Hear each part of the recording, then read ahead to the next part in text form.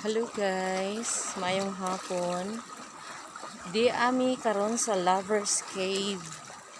Why Lover's Cave? Because before daghan dinhi mga lovers, couple na mag-date.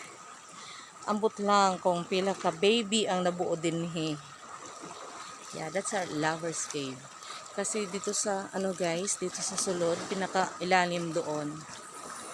Doon sila pupunta doon para hindi sila makita. Or ayan dyan sa kilid guys, i-zoom ko yung dyan nga part. Pwede ka dyan pumasok. Kasi may, doon daw sa ilalim nyan, mayroon doon parang pwesto. Yes, mayroon doon. Pero hindi ako sumisid dyan kasi nga natatakot ako baka mayroong malaking kung anong nilalang ang nandyan. Kaya hindi na ako pumasok kasi natatakot ako.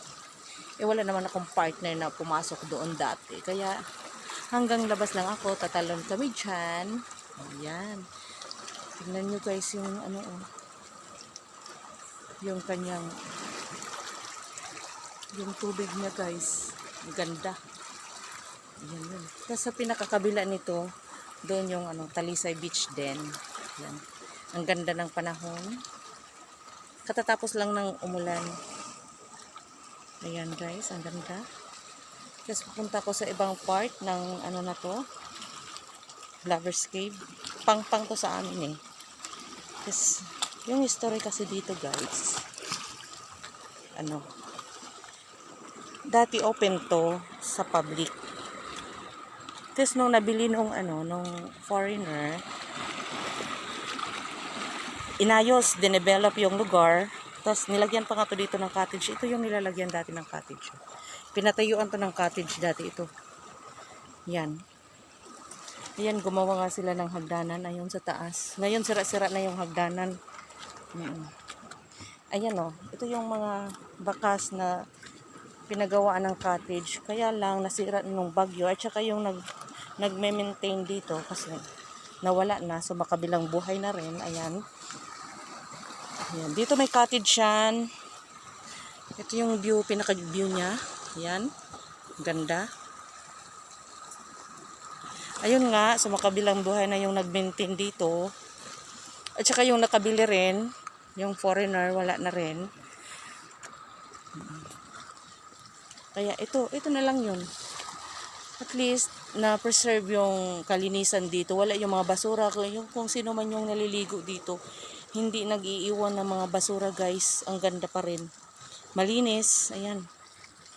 Ayan yung Ayun. Dyan. Dito, doon kami naglalakad dati nung pa kami dito, maliliit pa. Doon kami naglalakad. Kasi pag nandun kami sa sa highway naglalakad, matagal kaming umabot at saka mainit. At saka yung daanan dati, yung highway, rough road pa. Kaya dito kami sa gilid ng baybayin dumadaan. Tapos dyan kami dumadaan dati. Yan. Ayan na guys. Maganda pa rin yung lugar. Kaso lang wala na yung mga cottage dito. Kasi nga wala nang nagmamanage. Kasi yung may-ari nga wala na. Ayan, ang ganda. Tingnan pa natin dito banda. Alam nyo ba guys, dyan sa sa gitna ng dagat guys. Mayroong baby shark dyan. Yung maliliit lang. Siguro hindi pa naman yun sila nangangain ng tao. Ayun, kasi marami din naman ditong nangingisda, sumisisid. Nakikita talaga nila na mayroong mga shark dyan. Kasi dito, minsan kasi, kadalasan dito nangingitlog yung mga isda. Kasi ito yung kanilang habitat. Ayun guys, yung sa kabila, ayun yung Talisay Beach. Ayun yung parang may mga flag doon. Yun yung Talisay Beach yun doon sa kabila. Ayun yung white sand. Yun, nakikita nyo guys. Ayun. Yung white. Talisay Beach yun doon. Maganda rin doon. Next time puntahan ko yun doon pag may time. Ayan yun. Ayan. Tingnan guys. Yung nature, ang ganda talaga. Pang-pang. Lover's Cave. Siguro nabanggit ko naman guys dati kung why tinawag ito na Lover's Cave, kasi nga ito yung madalas nagde-date yung mga lovers dito. Kahit noong pang mga unang araw hanggang ngayon, dito pa rin sila nagde-date. Siguro maganda yung, kasi maganda yung lugar. At saka nakakapag-concentrate sila dito guys kung ano man yung ginagawa nila. Nakakapag-concentrate sila mag-usap kung ano man yung mga plano nila in life. Kung lumagay na sila sa tahimik. That's why dito sila pumupunta. Or kaya nag-overnight. Dati kasi nung may pa to dito, may cottage. Go-overnight sila dito. Ang dami nag-overnight. Kasi dinadayo na rin to ng mga ng mga turista. Kasi nga naka-feature na to sa may page na to kaya nga hindi na siya na na tuunan ng pansin, kaya nga wala na yung nag-maintain dito, kaya wala na. Pupunta na lang dito, maligo, simpleng ligo na lang. Kung yung magbabarkada dito, gusto nila yung location nila dito maliligo, or mga lovers nga. At saka doon sa pinakalooban nito guys, mayroong source ng water doon guys. Alam nyo ba kung ano yung source ng anong water yon doon, anong klase? Alkaline. Bukal yun guys, galing sa sa ilalim nung siguro source yun sa ilalim ng bundok doon sa ilalim ng butas dyan. Alkaline water yan. Dati may yan dito tubo. Ewan ko na siguro sa dinaanan ng bagyo. May tubo yan dyan para dito, para sa mga naliligo, mga customer, yung tubig na yun pwede mainom kasi malinis, alkaline nga ay. At saka alam nyo ba guys na ang daming mga seafoods dyan doon banda, kasi doon nangunguha ng mga seafoods.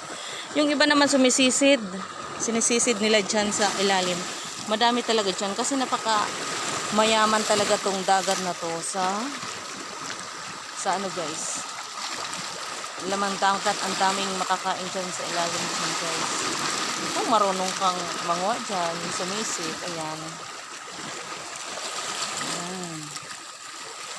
Tingnan nyo guys, ang ganda ng place, ang ganda ng lugar. Dati pumunta kami dito, yung ligo-ligo lang, talon-talon dyan, kasi nga mga bata. Ang dami kong memories dito guys before, kasi dito kami pag yung mga kaibigan ko nagkasabutay I mean nagplano na maligo dito, nandito kami maliligo, lalo na pag high tide. Talaga ang ganda dito, ang daming dumadayo dito kahit hindi pa ito na-develop before, hindi pa nagagawan ito ng hagdanan dyan.